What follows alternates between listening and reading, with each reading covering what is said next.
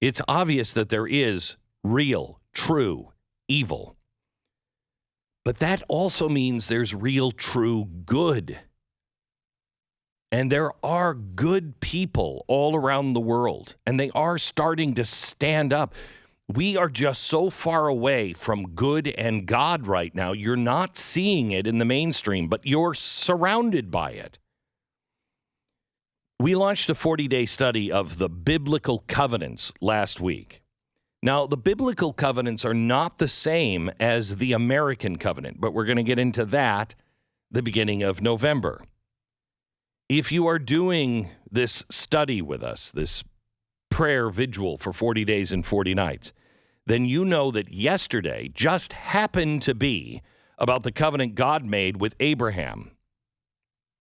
Now, when we finished our studies weeks ago, we obviously didn't know that this was going to happen, or did we? We obviously didn't know that this was going to happen. But I'm so overwhelmed because in yesterday's study, we talked about how God promised Abraham a people and a land. And it is that land and those people that are under attack right now. Attacking that land is an attack of the promise that God made. And a big reason the Jews have been targeted throughout history is because their survival proves God is real. It's so evil what's happening. Should be condemned by everyone, but it's not, and it's going to be condemned by less and less as Israel answers. Remember, this is the equivalent. If our population were the same as Israel, they had 900 people, but 900 people doesn't sound like a lot in America. One is enough. But that is the equivalent of 30,000 American citizens. Somebody coming across our border and wiping out an entire town of 30,000 people. Do you think we would put up with that? Today's study, by the way, is about the family of Abraham. If you want to join us, it's not too late. The next 5 studies were just released, and you can start today. Either way, pray for Israel. There are brothers and sisters. I'm trying to get an update now. We're well over $500,000 now raised to help Israel. I'm getting calls like crazy from people saying, you know, the military people, they need bulletproof vests. They need this. They need that. They need food. They need water. This is the biggest operation that they are going to be mounting and have mounted. And this is war. This is not what you see Israel do, where they respond and then people say, you got to stop. That part's going to happen. But they're not going to stop this time. Nor should they. Nor should they. So what is this really all about? Has anybody else thought, this doesn't feel right? Something's not right about all of this? Well,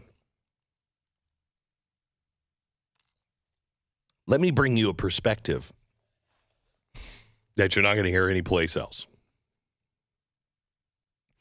What's happening in Israel is straight out of Alexander Dugin's playbook. Everything that we are seeing in global affairs appears to be part of a plan Dugin has been crafting for decades. I want you to understand clearly, I'm not saying he's the mastermind. I'm just saying his plans are being followed in a remarkable and terrifying way. So why was Israel attacked? Whenever you have a conflict of this size break out, you should always ask 2 questions. Why now? And why to this extent?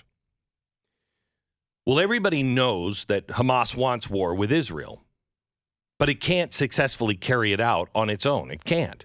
It needs foreign funding if it's going to win, and it needs foreign military support. So everyone also knows that Hamas is heavily dependent on Iran. Iran has been funding Hamas for years, including giving it weapons, money, training. Hamas would never do this without getting Iran's support and its blessing. We know that. The Wall Street Journal recently said that this is exactly what happened. See the story, Hamas's attacks on Israel were backed by Iran. We now today have the Washington Post coming out and saying they have found that as well. So the Post has found it. The Wall Street Journal has found it. But our military intelligence didn't see it and still can't find it. Here's the question we need to be asking. It is not why would Hamas do this? It's why would Iran want Hamas to do this? And why now? So there are numerous reasons why Iran could be pushing for an escalation in Israel. But we all know that religion is a huge component. But this doesn't explain why Iran would support what we're seeing at this moment. Why now? I mean, at first glance, it doesn't seem like, it's a good time for Iran to rock the boat with the Biden administration. The Biden administration, unlike Trump, is more than willing to do deals with Iran. It unfroze $6 billion of Iran's assets, for example, as part of a prisoner swap. We now know that, $75 million that Blinken signed in and sent over to Iran, to